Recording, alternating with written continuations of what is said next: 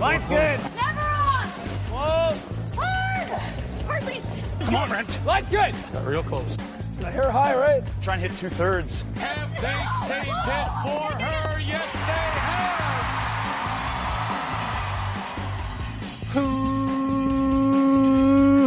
Welcome to Game of Stones, everybody. I am Sean Graham. Scott alongside, as always. Hello, Scott. Sean, that's right. I'm here. We're officially, not quite. We're almost at the autumnal equinox, Sean, which can mean only one thing. That's getting pretty dark pretty early, and we're getting ready to go curling. That's right. Our schedule is out. Of course, we play at the Ottawa Curling Club. Our first game, we played together on a Monday league. Our first game is going to be Monday, September the 30th. I also play in a Thursday league, and the first night for that will be Thursday, October the 3rd. So getting right back into it. Scott, how is your off-season training going? Your calisthenics, your voice training for all the yelling? How is that going? How do you feel like you are in your preseason prep? Well, we all take the off season like a different approaches, depending on what position we play. You're right. I probably should have been training my voice a little better. I've not been, doing my vocal exercises.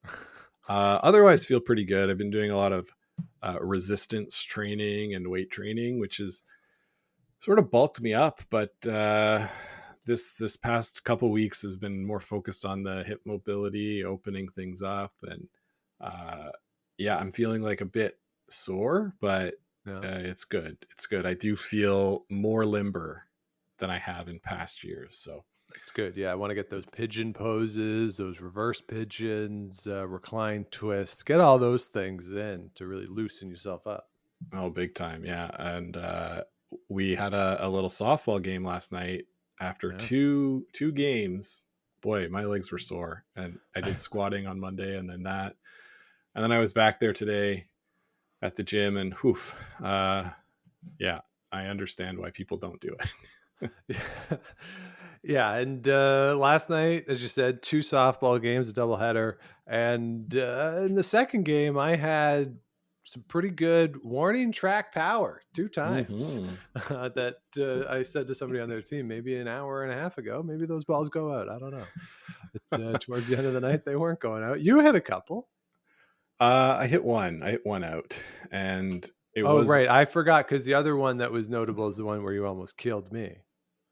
That's right. Yes, I did hit a line drive right down the third base line and almost got Sean, but it was a fair ball and cashed that big run. So no, it was good to get out there, and you're right. It was a lot, but it's better to have a lot at the end of September than to be doing it when it's getting really cold in October. Absolutely. I totally agree. But Scott, as you say, of course, the fall season is upon us. And with that, curling is here. And as we like to do every fall, I like to look at what teams are scheduling and how they are putting together their seasons. And as we are wont to do in this exercise, we like to pick different types of teams. So what we've done this year is we have a top Canadian team, men's and women's, a top international team, men's and women's, and then on the men's side, an up-and-coming team, and on the women's side, a team that's been competitive, still competitive, very good players, but not necessarily trying to win the world championship this year. So we want to look at those different teams, how they're putting together their schedules, and what it tells us about the teams themselves, the state of the sport. We've talked a lot on the show, as have other people, about what happens to that middle class of curling. And in these cases, we can kind of see where some of those teams are going, teams that are firmly in that, and other teams that are looking to perhaps graduate from it. So wanted to go through and look at how these teams are putting together their schedules. And this year, I don't remember, Scott, if we've ever done international teams, but given the push-pull of coming to Canada and playing in Europe, we only have European teams this year. Maybe next year we should do Asian teams as well. But how much they can come to Canada, how much they have to go home for various competitions, and just being at home. Right. So You're so home. I'm excited to go through this, Yeah, me too. I'm excited to take a look and see, the differences and similarities between each teams within the different sort of tiers that we've ranked, and also the similarities, men's versus women's. And then at the end, we'll also do a bit of a news roundups. Things have been going on in the world of curling. If you're interested just in that, I will put a timestamp in the show notes where you can get to our little news update, because events are already happening. I like to joke around, Scott, that for us, the shots in January are really made in the gym in July, but these people are making shots in September that were really made in the gym in May, I guess. I guess so. Yeah. If that's the sort of amount of time it takes, then yeah. All right. So let's get into this. Let's start with the top level teams, and let's start on the Canadian side. So let's go with the women first, and we'll go with Team Kerri Einarson and what their schedule is going to be. Of course, some questions about the lineup. We'll get into that. There was an update on the Brianne Harris situation. We'll talk about that in the news update. So Kristen Karwicki is playing with the team in these early events, and they've already had one. The Saville Shootout was their first event, played from September 6th to the 9th in Edmonton. And then for the rest of the season, here is what is on tap for Kerri Einarson. They're playing in that PointsBet Invitational coming up next week out in Calgary. That is the single elimination event. The Tour Challenge, the first slam of the season, from October 1st to the 6th, which is being played in beautiful Charlottetown, Prince Edward Island. Then they're taking almost the whole month off before playing in the Saville Grand Prix in Edmonton, November 1st to the 3rd. The Canadian Open in Nisku, Alberta, from November 5 to 10.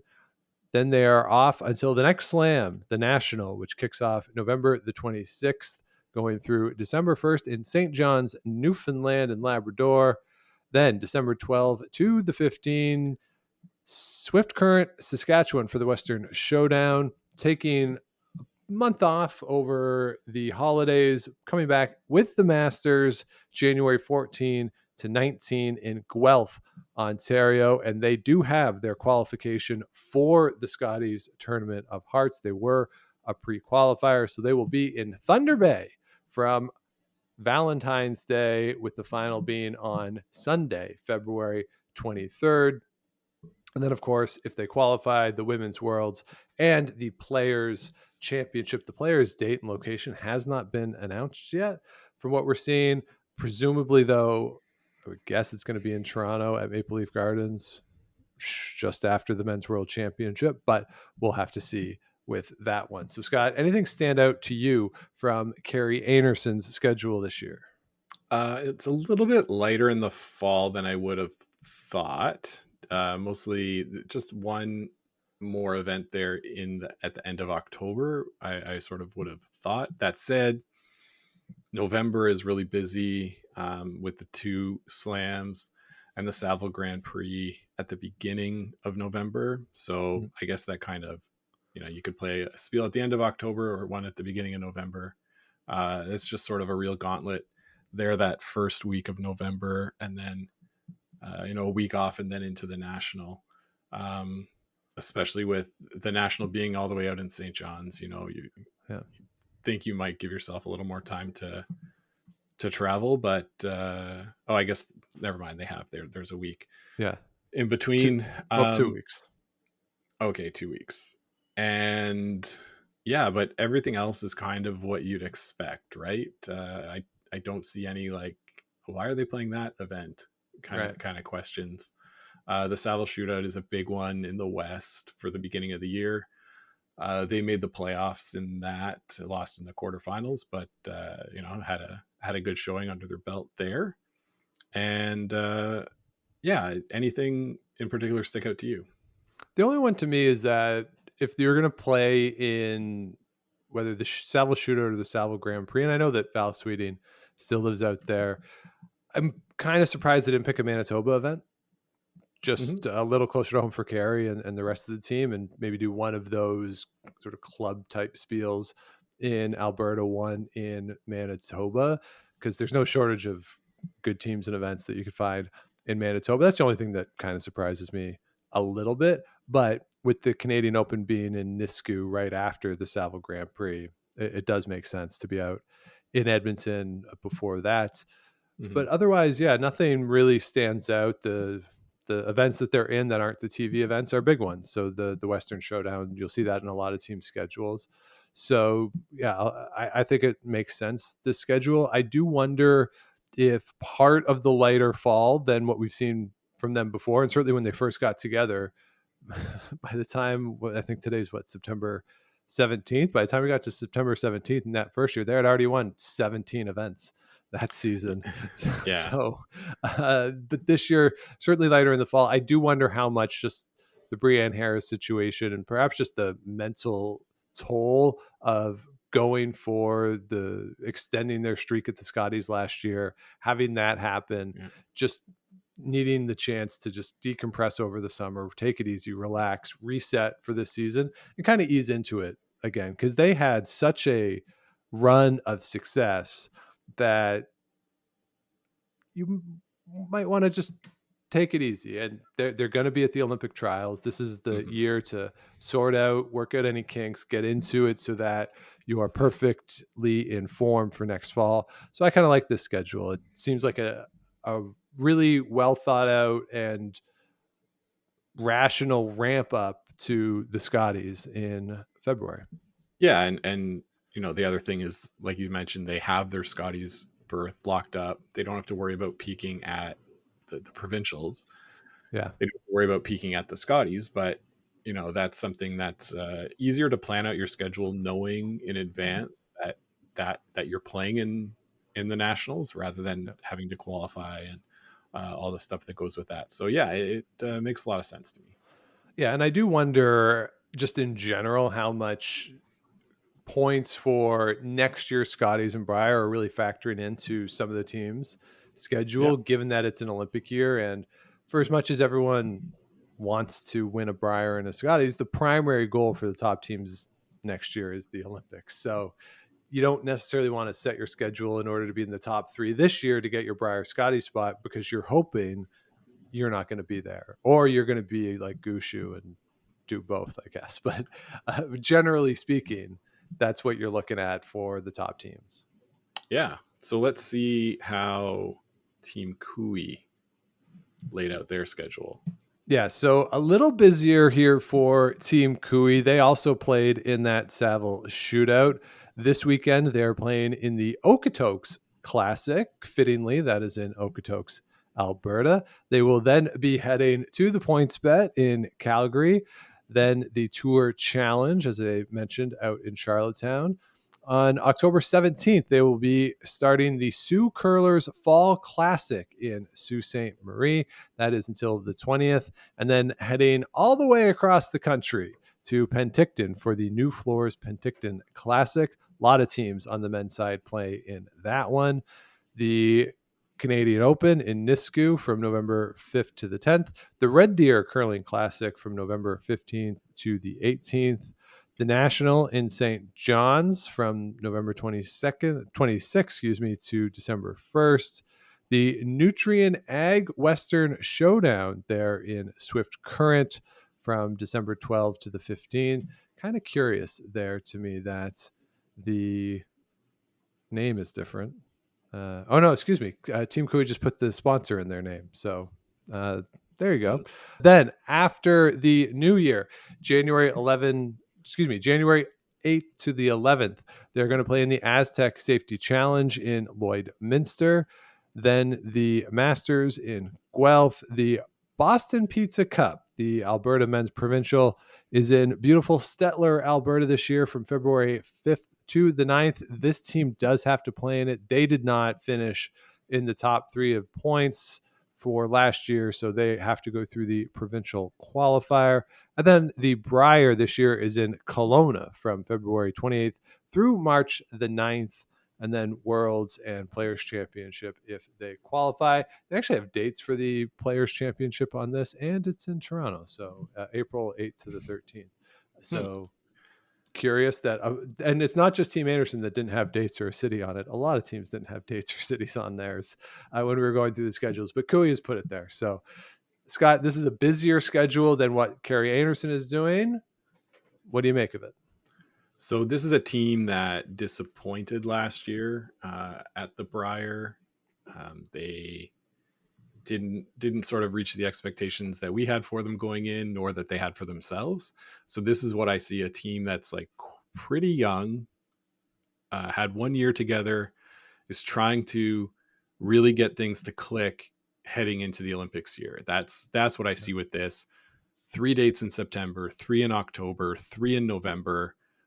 That's, they're going to be playing 10 big spiels before Christmas. Yeah. Which is a lot, right? And also like a lot of air miles for this team. And, Kui can do it because he's not sweeping all the time, but you wonder what kind of a toll that'll take physically. These are young guys, they're in good shape. It shouldn't. Mm-hmm. But it gets to you after a while, flying back and forth. And so, yeah, like, that's what I think this schedule shouts to me is like, we really need to fix things, work on things. So we're going to play a lot of events and try to figure it out. Yeah. And that's really what this does look like to me. I totally agree with you. And the travel is a bit much at times, but September is easy. Drive to everything. It's all in Alberta, and Red Deer, easy for them. Lloydminster, easy. Even Swift Current, not that far. So they are traveling around for sure, but it's, I think, for the most part, manageable for them. They don't have a lot of back-to-back long trips from places, with the exception of going from the Sioux out to the Spiel in Penticton. That's really the only big travel from going from immediately from one event to the other. Actually, never mind. From Calgary and the PointsBet to the Tour Challenge. But I guess everyone's doing that on the Canadian side. So maybe not that onerous, but that is a big travel. Yeah. There's no direct flights from Calgary to Charlottetown, as far as I know. Okay. There could be a WestJet flight, but maybe all the teams, if they all pitch in, they'll charter something. Yeah. Charter a flight. Yeah. Maybe not, but who knows? If curling's huge. Maybe the new ownership of the Slam can arrange that for them. Maybe.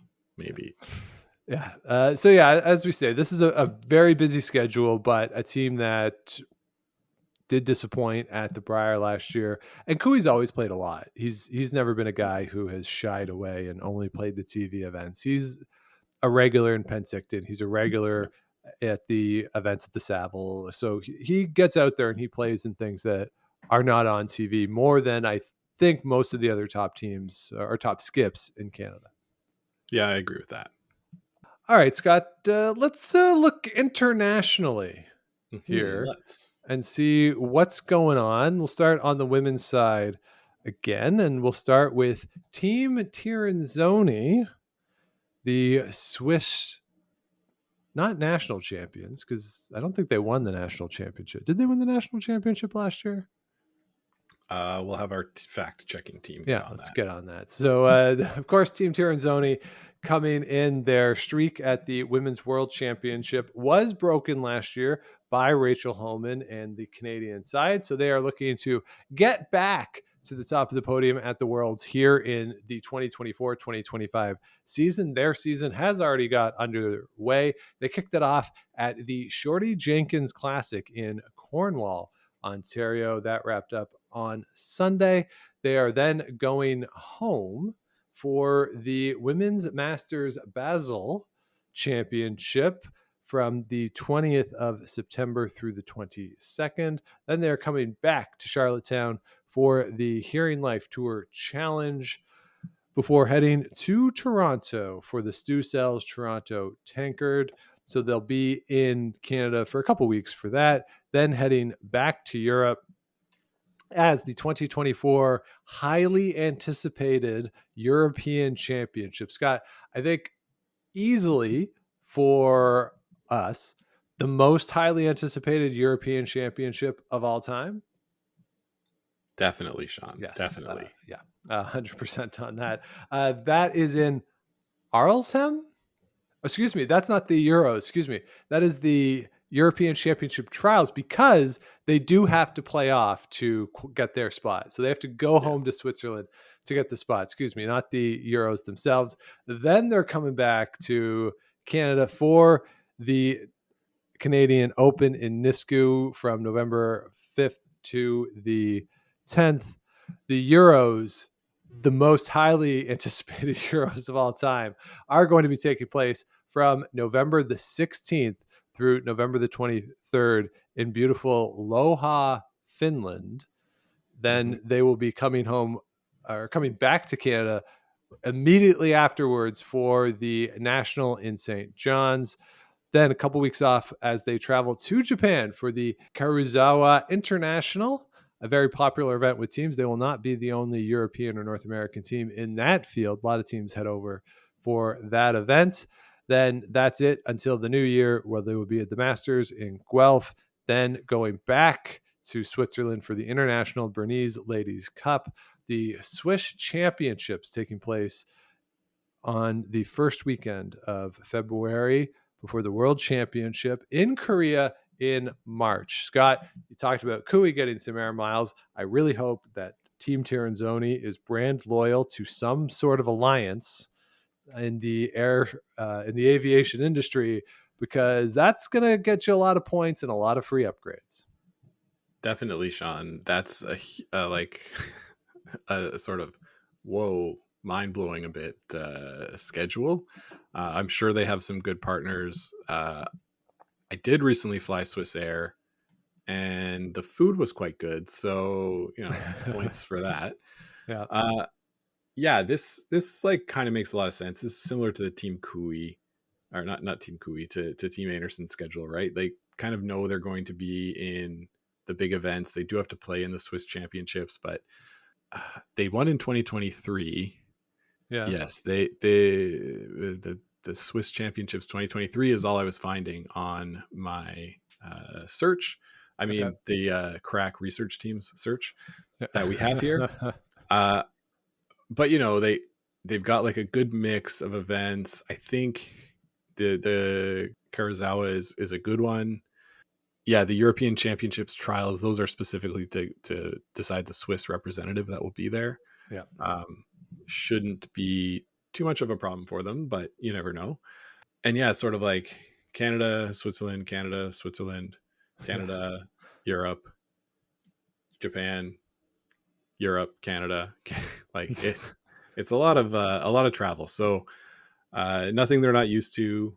This is a team that we've seen come in and dominate at different events, and I think they're set up in a way so to not overtax themselves, be able to take advantage of some high profile events, make a lot of money doing those events, and then set themselves up well for the World Championships. Yeah. So by my count here, there's 8 transatlantic trips, individual trips on this, and 2 trips to Asia. So that's a lot. It's a big ocean there between North America and Europe, and Asia, if you look on a globe's on the other side. So it's a lot of travel here, but as you say, there is some downtime in this. They're giving themselves time between these trips to become acclimatized, time change, all that. So I do like that, and this means a lot of practice time as well for this team, because they don't have to worry as much as some other teams about going to work on Monday, right? They are a funded team. This is what they do, so they can travel, rest, practice, and get their work in before the events. So it's a lot of travel, but given the circumstances that they have compared to a lot of the Canadian teams, and certainly the Canadian teams ranked 10 to 15 in CTRS points, they have that ability to travel this way and get in their rest and recovery as well as prep for their events. So it's a lot, but I think it is a manageable schedule for them and something that they've done for years too. So nothing new about going back and forth for this team.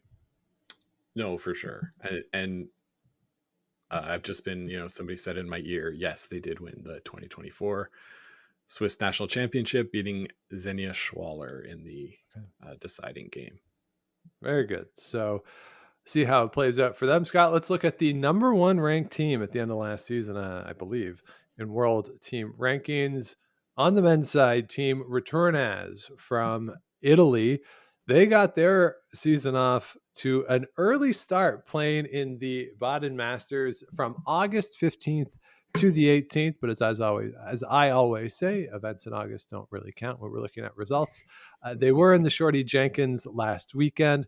Then they will be at the Tour Challenge in Charlottetown from October 1st to 6th. The Stu Cells Toronto immediately after from October 10 to 14. Then heading up to the Sioux for the Sioux Curlers Fall Classic, October 17 to 20. The Canadian Open from November 5th to the 10th in Nisku. And then heading over to Finland for the European Championship from November 16 to the 23rd. Coming back for the National in St. John's, November 26th to December 1st. They will be at the Karazawa International, one of many teams that'll be there. Then nothing until the new year. They will be in the Aztec Safety Challenge out in Lloydminster. Follow that up with the Masters in Guelph from January 14th to the 19th. The Italian Championships, according to their scheduled date, not set yet, but presumably they'll be okay in that event. And then the World Championship, March 28th through April the 6th. There are other teams that had the players as a TBA on their schedule. So, Scott, we saw Team Tiranzoni. They're going to go back and forth a lot. Returnaz different strategy. They are here and staying here until the European Championship. Yeah, it's a different strategy. I think it's something that'll work well for them. The way their team is set up, it just sort of makes sense to get them here and get them competing week after week. There are breaks in there, though. I don't know if they'll be going back home. It sort of seems like they've set it up to not, but they could be, right. Unless they got a room with in the same place that the New Zealand guys got. Oh yeah, that's true. Get some nice accommodation there. Some nice accommodation, meal service, all that kind of fun stuff. Card night, card games, and all that stuff. Yeah. A lot of constructive criticism of your strategy. Yep. That's for sure. So yeah, I kind of like this strategy, and I like the sort of juxtaposition of this with Team Tiranzoni. Mm-hmm. So we'll see if this is something that sets them up. They're obviously the number 1 team in the world right now. They're going to be in the Olympics. I think they're the only team for whom it's decided already because they're hosting. Mm-hmm. So they're sort of using this year as a way to keep the momentum going, but try to not burn themselves out too much. So I like this for a strategy. Yeah, I agree. It makes a lot of sense. The only thing that I was mildly surprised at was, and this could depend on where the Italian Championship is going to land in this schedule, since they're going to be in North America for the Masters. I'm surprised because I know a lot of teams go down and play in that Wrench Classic or whatever it's called, which we'll talk about in a minute, in Phoenix or in the Phoenix area in late January, early February. That's when maybe you add, but if the Italian Championship could fall into that range, maybe you don't commit and could potentially get into that later. That's the only one that surprised me a little bit, because that's a long layoff from the Italian Championship through the Worlds. Yeah, it could be that it's conflicting, or I don't know. Maybe for some reason, someone might choose not to go to America in January, but I don't know what reason that could be. So, everyone's got to make their own decisions. Yeah, I hadn't thought of that. But yeah, that's a good point. So that's Team Returnaz's schedule. Let's now, Scott, look at a team that is on the circuit, competitive. And I'm presuming that their goal is not necessarily to win a world championship. It says in their Twitter post announcing their schedule that they're trying to earn their spot at the 2025 Scotties Tournament of Hearts. This is Team Shelley Hardy. This team, Scott, we are familiar with a lot of these players on this team. It is Shelley Hardy, Steph Mumford, Abby Deshane, and Steph Corrado. So their schedule for this season, kicking off this weekend in Waterloo, Ontario at the KW Fall Classic. Then they will be playing in the Stu Cells Toronto Tankard from October 11th to the 14th. They'll be playing in the Stroud Sleeman Cash Spiel on October 18th to the 20th.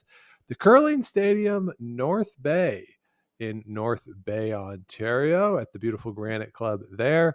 Then November 21 to the 24th in Collingwood, Ontario, the Stu Cells Living Waters Classic. And then the Stu Cells Brantford event, fittingly in Brantford, Ontario from December 6th to the 9th. So, Scott, this is a team that is not going to be in any of the slams, presumably, unless they win all of these events. They might get their way into the January Spiel or the January Slam. It's not impossible if they run the table in this, but in all likelihood, they won't be in any of the slams. So they have put together a schedule clearly based around Southern Ontario, with the exception being North Bay.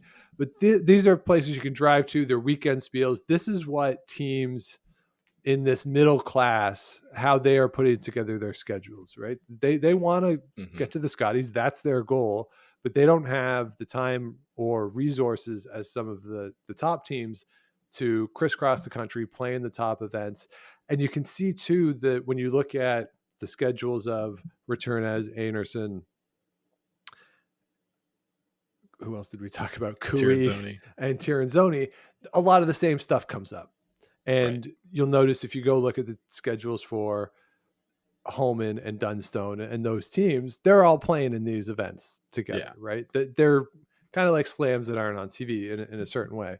So a team like this has to go to these smaller spiels, smaller cash spiels, those high level club teams that will be playing in them, teams like this that are going to play on the Ontario Tour a little bit. That's what they have to do to get their points, earn their spot, eventually get into the playdowns. They'll have to enter that to get their spot in the Ontario Scotties. But this is what you got to do when you're in that middle class. And these are the types of teams that have been increasingly squeezed out of the tour, and finding spots is tough or can be tough.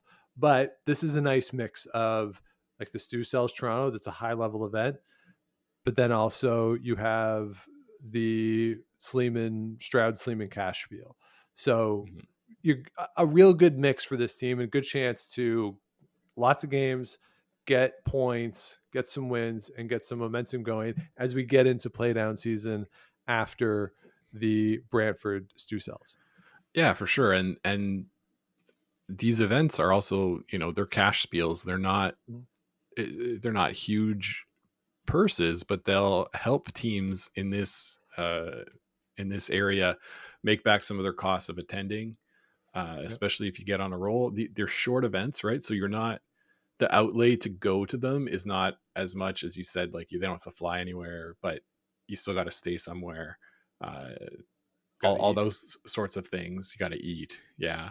But what teams in this tier, if they're able to really make some money in these events, it sort of helps buoy them for the rest of the season, and then maybe enter a few more events once the calendar flips to January if they're able, also taking into account that playdowns happen then. So I really like this. They've termed it their fall schedule, and that's exactly what it is.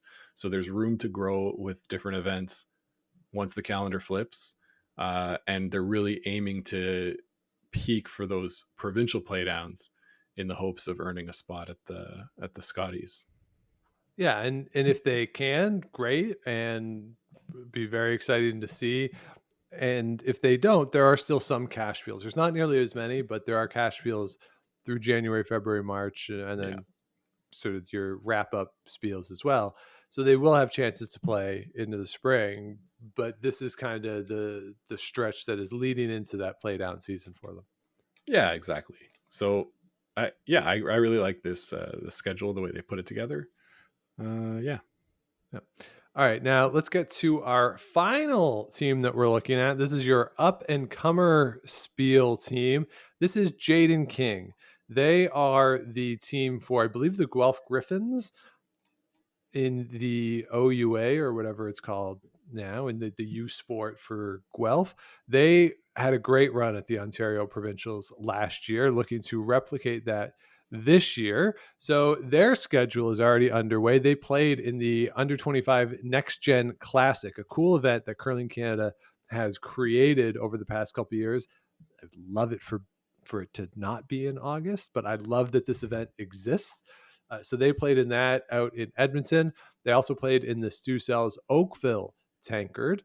They will be in Waterloo this weekend at the aforementioned KW Fall Classic. Then, as the calendar flips to October, they're going west for the Prestige Hotels and Resorts Curling Classic in Vernon. Then back home for the Stu Cells Toronto Tankard. They'll be in Stroud for that Sleeman Cash Spiel. Then in November, the Port Elgin Super Spiel from November 1st to the 3rd. A few weeks off before the Stu Cells Collingwood event from November 21st to the 24th. The Stu Cells Brantford from December 6th to 9th. Then they're going to Duluth for the Cash Spiel there from December 20th to the 22nd. And Scott, you know, they do say if you're ever going to go to Duluth, Minnesota, mid-December is the time to do it. And then they will be right after the new year in January, the Ontario Men's Tankard Playdowns. They'll be in that. Then they are going to go down to Tempe for the Wrench Classic from January 9 to 12. That has typically been a bit of a points type spiel for teams. That's where Karsten Sturmey a couple years ago, they went down, got those points to get them into the Brier when they were wild card number 3. That is the event that put them over the top. But a lot of the American teams go down there, especially those teams that, you know, live in Minnesota. Why not go to Arizona in January? And then hoping to be in the men's tankard in beautiful Cobourg, Ontario from January 26th to the 29th. So it's got a lot of the same events here for Team King as we had for Team Hardy, but also a few additional ones. They're traveling a little bit, and you can just see the difference between what Team Hardy's doing and what Team King is doing. Yeah, for sure. And what I really like about this, they've already played, like you said, in that U25 Classic. Were runners up in that event, had a really good week. And what they've done is decided, okay, we're going to take a couple of bigger trips, but we're going to stay focused in Ontario, sort of drivable spiels where we can hopefully rack up points, rack up a little bit of cash to keep us going. But I really like the idea of the Duluth Cash Spiel, especially if this team is the affiliated with the university. You know, school's done just before Christmas. Go to Duluth. You joke, Sean, but my friend Tim and I are actively planning a trip to Duluth. And in December? We've always taken our trips together in February, so we'll see. You know, nothing's planned in pen just yet. Okay. But that the chance to go down to Arizona to earn some points, to play against some teams that are maybe a bit further along in their development, that should be a really good experience for them. And yeah, the opportunity to qualify to get into the tankard. And it's something that, you know, if this team plays as well as they can, I think they should be able to qualify to get into the field. And then who knows, right? Make some noise that week in Cobourg. Yep. And see where things shake out. But I think this is a good schedule for this kind of team. It's pretty consistent, but also has a couple of big events that you can kind of look forward to on your calendar as sort of like, ooh, we're flying somewhere, or something like that. So yeah, I think this is really good. Yeah, and I think when you look at this team from last year too, Ontario on the men's side is pretty wide open, and actually, frankly, on the women's side too. Ontario is a pretty Yeah. wide open province right now, and Glenn Howard's retired. John Epping has retooled his team, but we'll see how they come together. You'd expect them to be very good, but first year of a new team, you never know. So these guys, you saw it last year, they got on a run. They can make some shots, especially Jaden in that skip position. So you never know what could happen. But I do like this schedule, as you say. It's concentrated. It's on, off, on, off. So it lets them have that balance with school as well. So, you can't be the University of Guelph team if you're always curling and never going to class. So you Tell that to the NCAA, right? Yeah. Maybe we can get them an NIL deal here, get them something going. So those are the schedules. Those are the 6 schedules we wanted to go through. Different approaches, different strategies for the different teams. Scott, any major takeaways or things that you're going to be looking for as we go through the season as teams are playing these schedules? For me, the big takeaway of the teams we talked about is Cooey, is them really trying to play a lot of events, get a lot of games under their belt together to iron out sort of what we saw last year as a bit of a failure when it came to the Brier. So that's the thing that I'm interested to see, their progression throughout the year. How about you? Yeah, I think Team Cooey is one for sure. I think this Jaden King team, that one's I'm very interested to see how they go through the season. I don't know if they'll have enough points to get into, say, the January slam. That might be asking a bit much at this point in their development, but that is a team that really did put on a show last year at the Brier. The other one, of course, is Tirinzoni. Can they replicate all the success that they've had? I mean, they lost one Worlds and we're like, oh, can they get back? Which is ridiculous. But what is the response after losing that World Championship in a tough way? That was a really close game in that final. So what does their year look like, and how is a team like that getting ready for the Olympic Games? Because that's one they don't have. So yeah, and that's sort of the thing that hangs over all of the teams this season, right? Is how are you preparing to make that ultimate push come next year? Yeah, and part of me wonders if Tirinzoni and them, they're doing so much travel this year because, well, that's what they do, but also next year, is there going to be a more concentrated approach of, okay, maybe you come over in early fall when all the Canadian teams are getting ready for the trials, go back for Euros, and then you just stay until the Olympics. We'll see. And I do wonder too, with the slams next year when they do their schedule, how do they work with the Olympics? And are there going to be adjustments recognizing Olympics and prep for those things? I think in the past, they have very much enjoyed having the January slam because it's like this Olympic preview sort of thing. Yeah. But maybe that's one they've talked about going overseas. Maybe that's when they go overseas for, and let all those Olympic teams kind of get acclimatized. We'll see. So this exercise next year will be very interesting, but also seeing the teams go through this year, because everything at this point is starting to be adjudicated within the context of the Olympic Games in a little less than 18 months. Yeah, absolutely. And you're right. I could see them deciding, okay, this next January is the January where we're going to do a slam in Switzerland.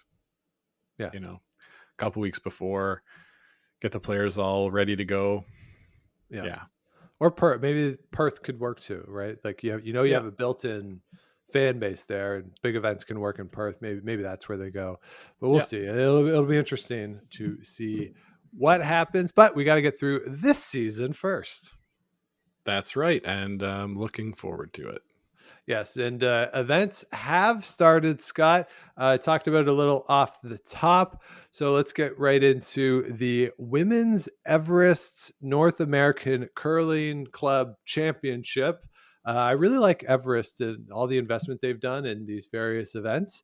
I mean, it's a bummer that the company is essentially a reminder that you're going to die someday, but it's nice that they are investing in the sport in the way that they are. And the women's event took place where Team Burgess won, beating the American squad in the inaugural women's event. This was really cool. I don't know if it's been shown yet or if it's going to be shown in these packages, because I've seen that they did last year's event in these packages produced by CBS. Mudryk is on the call, but they're being produced by CBS. And I know TSN is involved as well. Get the TSN crew on this, please, because these packages that are produced by CBS are done by people who don't know the sport. So could we just talk to a producer from TSN for the editing side of it? Or just talk to Mudryk. Mudryk knows.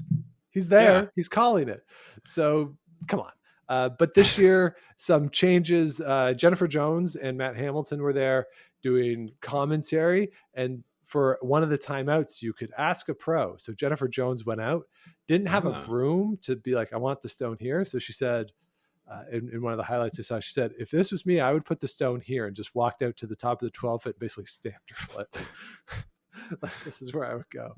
But some really good shot making in the highlights that I've seen. And so congratulations to Team Burgess. I believe they're from New Brunswick and won the Canadian Curling Club Championships. There, of course, will be in the points bet in a few weeks as well. That's right. Yeah. Yeah, Sean, I did see this on TSN this weekend.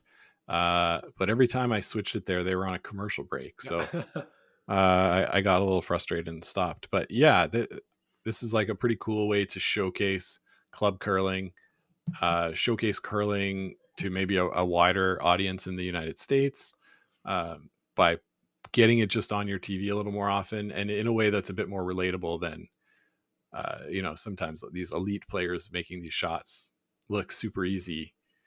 This is like, oh, I could see myself doing this event and maybe try to push people to get into the game and get playing. Yeah, I don't know about us. I mean, I believe Kaylee Burgess' last 2 provincial finals, so a little better than us. Yeah, but I mean, the people at home could say like, I could do that, without it being an intimidating,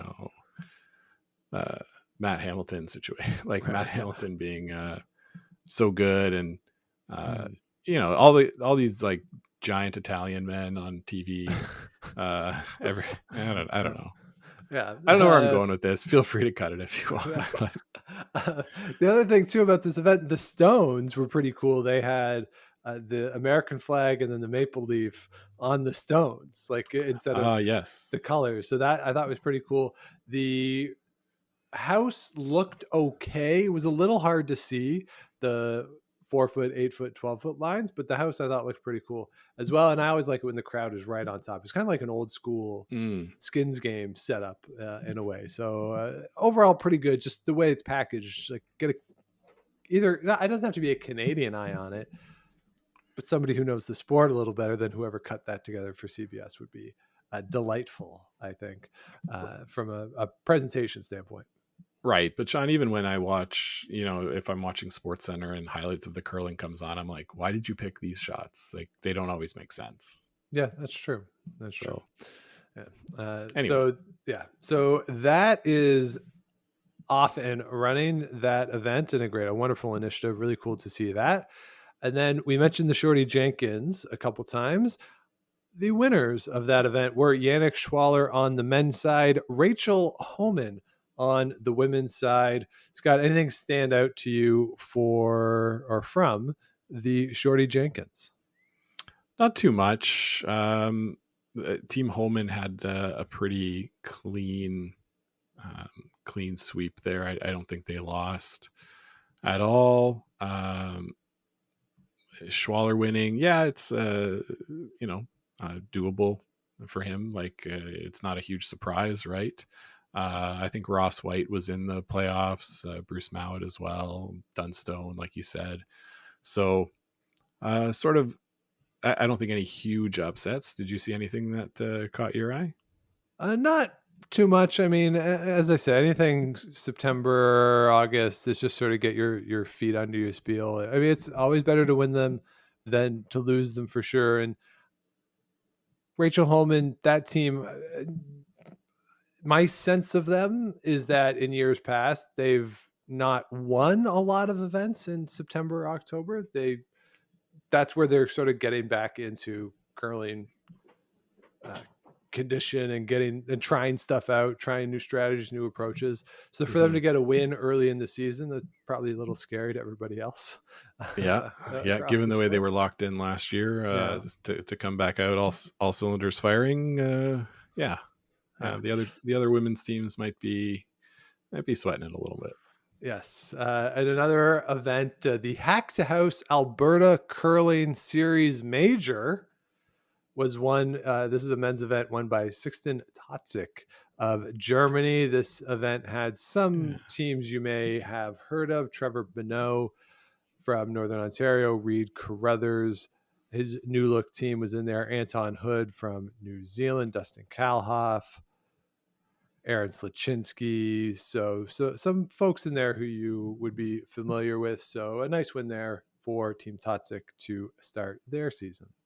Yeah, for sure.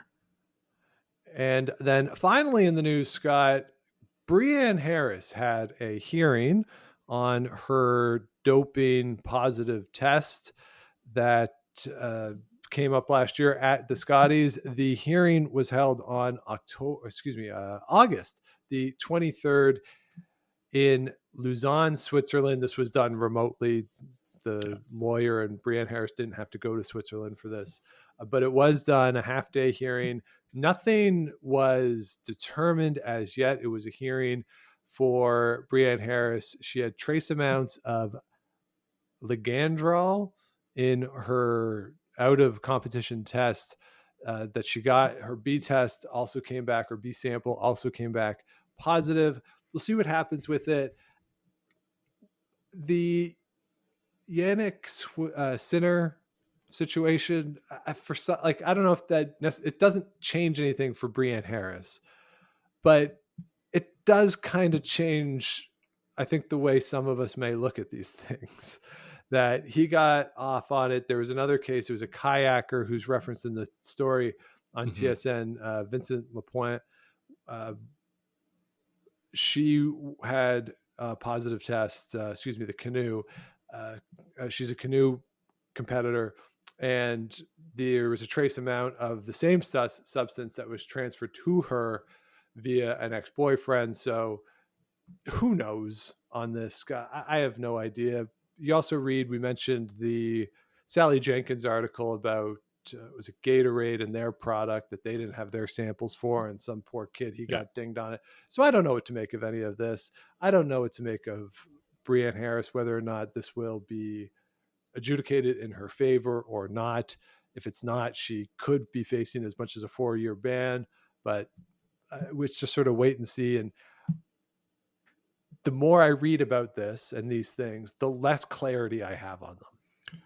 Yeah, you're right. There's very little clarity as to, what actually happened. And that's on purpose, right? Like we don't need to know.